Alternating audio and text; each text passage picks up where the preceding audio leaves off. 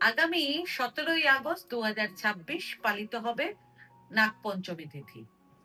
নাগপঞ্চমী তিথিকে শ্রাবণ মাসের একটি অত্যন্ত শক্তিশালী তিথি হিসেবে মানা হয় এবং এই দিনের দুটি বিশেষ উপায় আজ জেনে নিন।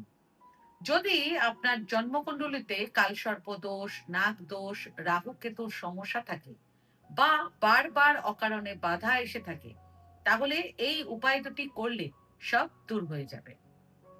প্রথম উপায়, নাগপঞ্চমীর দিনে রূপো, সোনা, তামা কিংবা পেতলের তৈরি এক জোড়া নাগনাগিনী বাজার থেকে কিনে আনুন।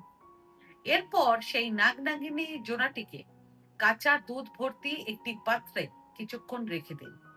তারপর সেই নাগনাগিনীর জোড়াটিকে নিজের মাথার ওপর দিয়ে অ্যান্টি ক্লকওয়াইজ অর্থাৎ ঘড়ির কাঁটার বিপরীত দিকে 7 বার ঘুরিয়ে নিন। এরপর একটি প্রবাহমান নদীর জলে সেই নাগনাগিনীর জোড়াটিকে ওই কাঁচা দুধ সমেত বিসর্জন দিয়ে দিন। দ্বিতীয় উপায়, নাগপঞ্চমীর দিন অবশ্যই শিব মন্দিরে গিয়ে পঞ্চামৃত দিয়ে শিবলিঙ্গের অভিষেক করুন। এরপর শিবলিঙ্গের ওপর রূপোর এক জোড়া নাগনাগিনী নিবেদন করুন। এতে সব বাধা, দোষ দূর হবে, আর্থিক উন্নতির পথ খুলতে শুরু করবে এবং সুখ সমৃদ্ধি বৃদ্ধি পাবে।